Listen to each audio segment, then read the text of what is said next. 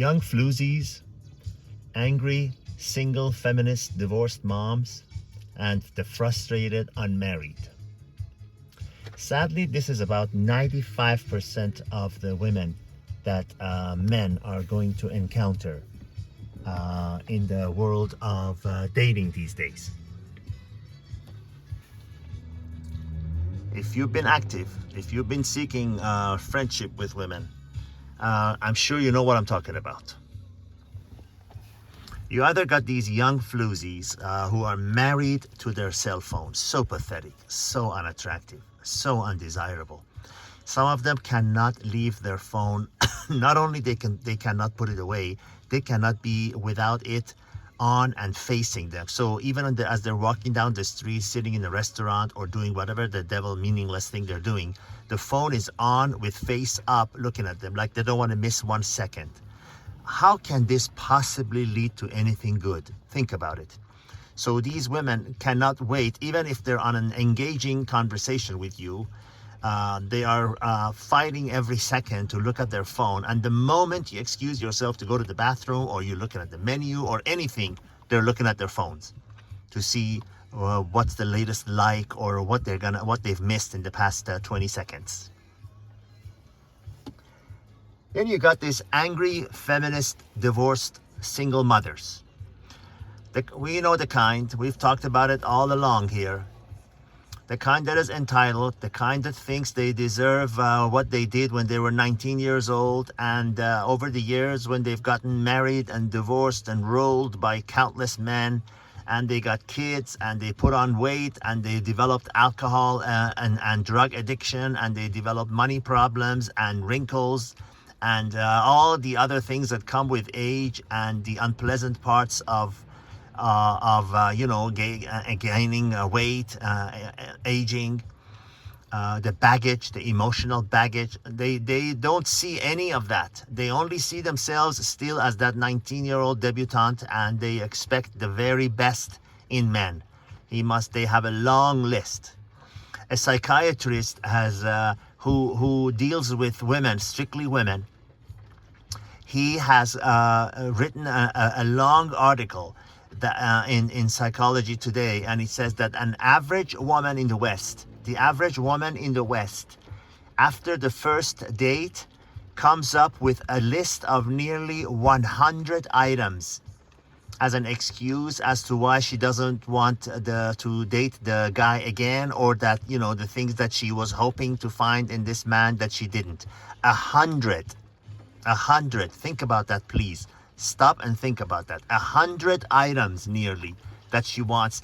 That means they are idealistic. They have created an image of this perfect man in their head, and they actually expect us to come up to that list. They actually expect us to mirror that list. This is why there are so many angry, frustrated men out there who've just given up on dating, and they resort to prostitutes, to anything, to monk mode, to anything outside of dealing with these unrealistic, entitled, high expectation women that are impossible to satisfy, impossible to make happy. And the kind of men that they want, 99.9% of the times do not exist, because even if they see someone on TV and movies that they really like, the looks and everything, the fame and the money, if they were to actually date that guy, if they were to actually, let's say some women you're with as a fantasy about some Hollywood movie actor, Leonardo DiCaprio, whoever, Brad Pitt, whoever you want to, name.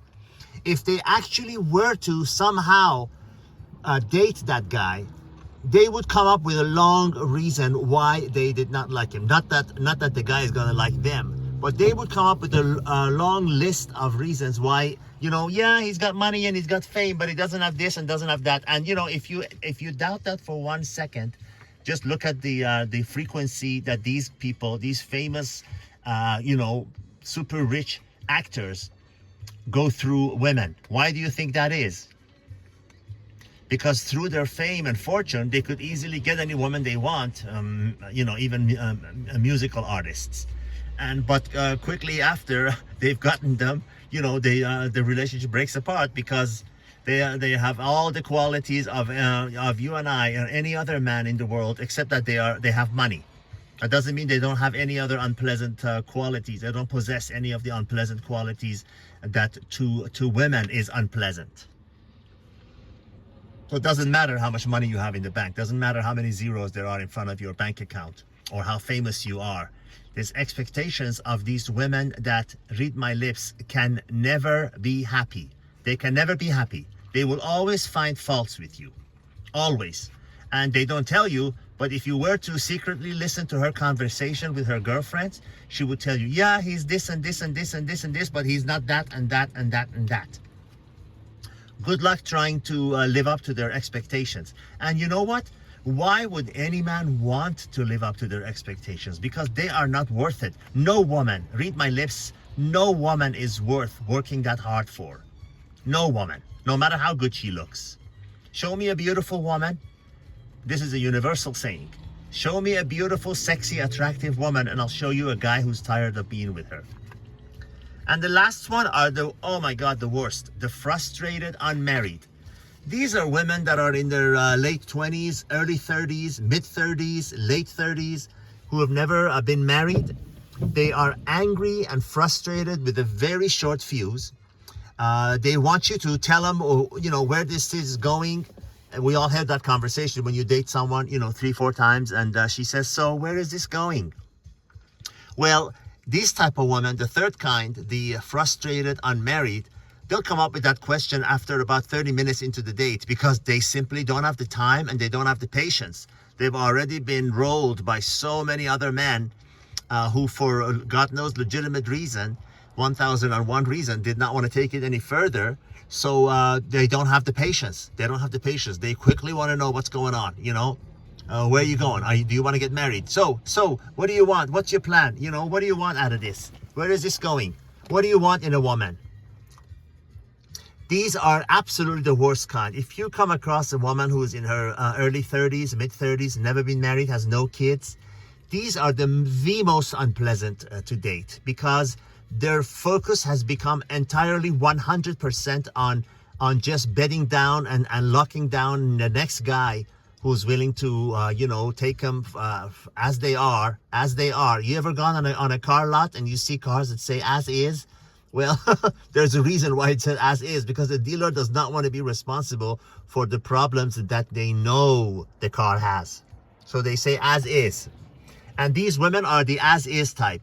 They want someone to take them as they are and just have a kid with them, have a kid with just anybody, because they're angry. They're angry because their first choices and second and third and fourth and fifth choices are not available, and they don't want to have anything to do with them. So they have to settle with you.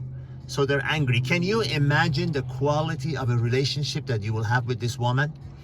Her whole demeanor would be, I couldn't find what I wanted, so I had to settle with you. Do you want to be with someone like that? It is living hell. Let me tell you, it's living hell.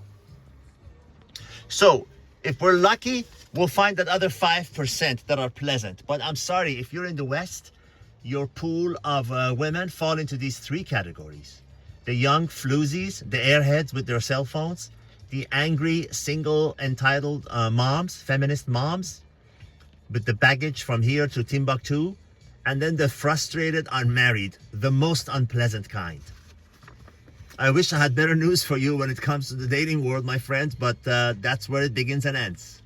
All the best to the next video.